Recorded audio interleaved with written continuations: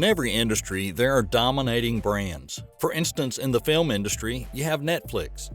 But what about the messaging or communication industry? Well, there are also several dominating brands currently. For example, there's brands like WhatsApp, Messenger, and others. Surprisingly, Skype lost a few places on that list, despite being one of the most popular only a few years ago. Skype was seen as one of the best VoIP or Voice over IP platforms for a long time. Did you know that Skype was so popular that the word Skype was included in the dictionary as a verb? That's how popular Skype was back then. Today, despite Skype's influence, it currently struggles to see the position it held sometimes back. Stay tuned as we're looking at how Skype lost the reign it had built. And lastly in the video, we'll take a look at how the company and messaging platform was impacted by the fast-growing competitors at the time like Messenger, WhatsApp, and Snapchat. Without further ado, let's dive into the video. As soon as Skype was founded back in 2003, it quickly adopted and became part of many people's lives. The program was founded by Janis Frigyes and Nicholas Zenstrom. Despite being established in 2003, the roots of Skype trace earlier back than 2003. Do you remember Kazaa, or have you ever heard of it? Millions of people used this peer-to-peer file sharing program in the early 2000s. Kazaa became even more popular after Napster was shut down, since it promoted illegal file sharing, including music piracy.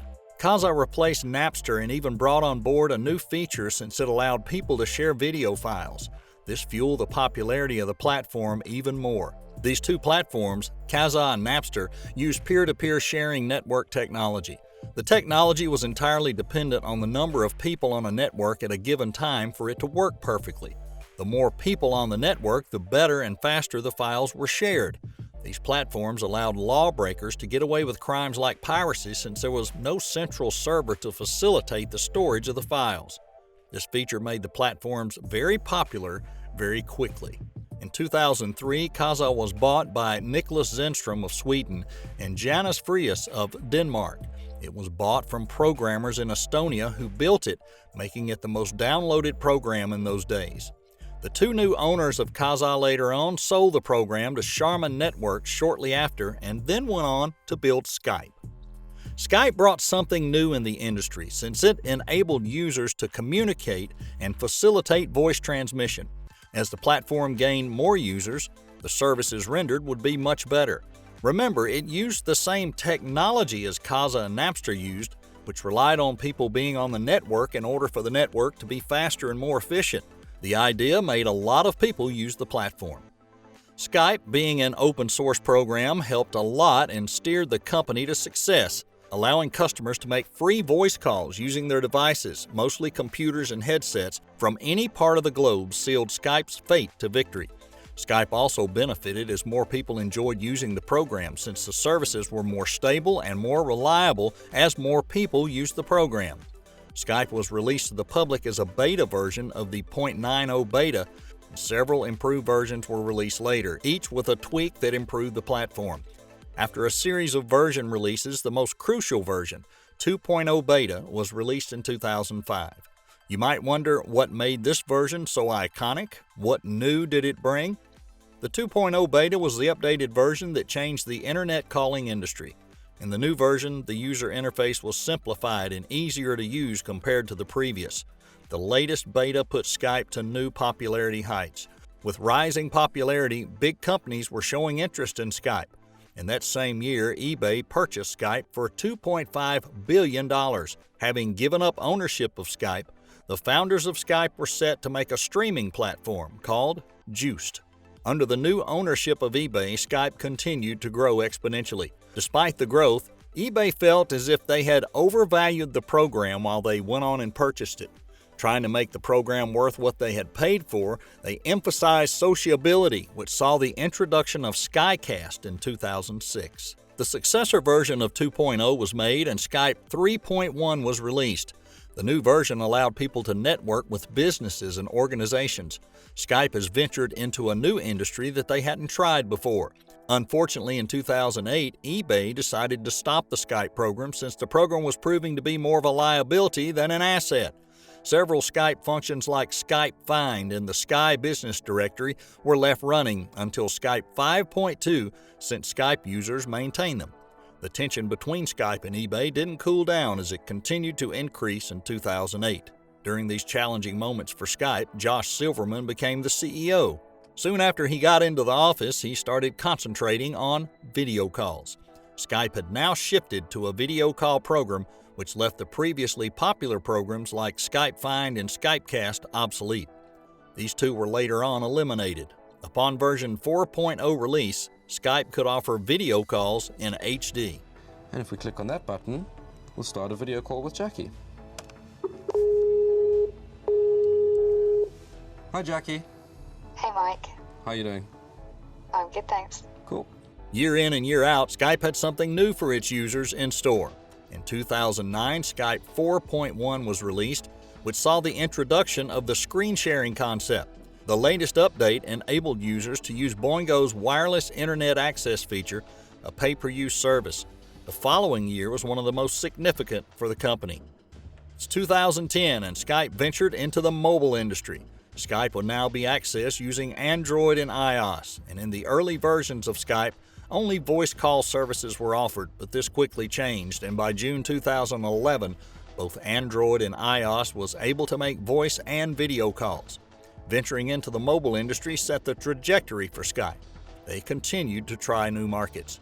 Skype was able to gain access to applications and devices like Linux, smart TVs, Skype phones, and consoles. In 2011, Skype was acquired by Microsoft for $8.5 billion. Skype continued to improve even under its new ownership. Using the platform, users would now hold group calls, and it was even integrated into Facebook. The new update made the application so dynamic that it surpassed the original scheme effortlessly. Through a monthly subscription, Skype users would now have access to premium features. Those features included shared screen video calls, unlimited international calls, and an ad-free interface. With many users shifting to the new platform, with its subscription plan, Microsoft announced Skype as its main messaging service in 2012. Upon the declaration, there was an even higher surge of Skype users. Skype established itself as the premier online message platform. It has taken the throne in the industry as the only stable platform. Unfortunately, the future didn't look so bright for the company. Still at its peak, Skype, when it used to have more than 1 billion downloads and hundreds of users, it was not all a joyride. Seeing the lucrative opportunities in the industry, rival apps like Snapchat, WhatsApp, and Messenger were starting to appear. These new applications were fully geared up to compete for dominance with Skype and, if possible, overthrow Skype from the reign it had in the industry. The introduction of the Windows Phone saw the debut and end for Skype. During this time, Skype went from a shared peer-to-peer network to a cloud-powered server. The shift put the security of the application in jeopardy. This had a significant blow on the overall performance of the app. When newer versions were released, the application was ill-considered and flabby, and it led to Skype dipping further into the loss of users who had gained trust in the platform. Seeing the blunder that they had done, Microsoft tried all means in their reach to save Skype. Unfortunately, no matter how hard they tried to push their product to users, users were even more disappointed. Microsoft tried making Skype the default Windows messenger and selling it as part of the Xbox package to be accessed by more people. This did the opposite of what Microsoft expected, since people hated the platform even more. Skype became one of the most incompatible applications with many devices after lacking syncing properties. Instead of fixing the problem, Microsoft introduced new designs, which led to even more user confusion. In 2017, Skype was in the hot seat after it suffered its worst design failure. This left all tech sites talking about the failed design as everyone aired their frustration. Despite Skype falling due to its poor design and security features, Skype's fall was also accelerated by the bad quality of the services it offered. It frequently experienced poor quality calls and crashes from time to time. Also, user distrust came from the platform being owned by Microsoft. All these shortcomings resulted in Skype losing the majority of its first users. Applications like WhatsApp, Zoom, Snapchat, and others have dominated the industry after taking advantage of the fall of Skype. WhatsApp, Facebook, and Messenger today are standard almost on all mobile phones due to popularity. Zoom has rose to power during the pandemic after physical meetings were halted due to state-implemented lockdowns. Zoom replaced Skype and successfully became the most used online platform for video calls and video conferences. The key point behind Zoom's success was simply the simplicity and the reliability offered. Also, the tool offers free meetings for up to 40 minutes, which helped the platform be widely used for holding small meetings during the pandemic.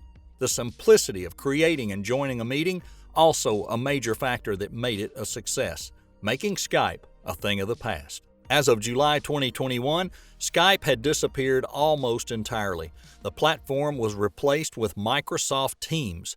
The saddest part is no one seems to realize or be surprised about it. It's still unbelievable that Skype is no longer anywhere near the first choice of applications that people use today, but once bagged a spot in the Oxford Dictionary as a verb. Thanks for watching, and don't forget to subscribe and activate those notifications for more interesting videos. Cheers!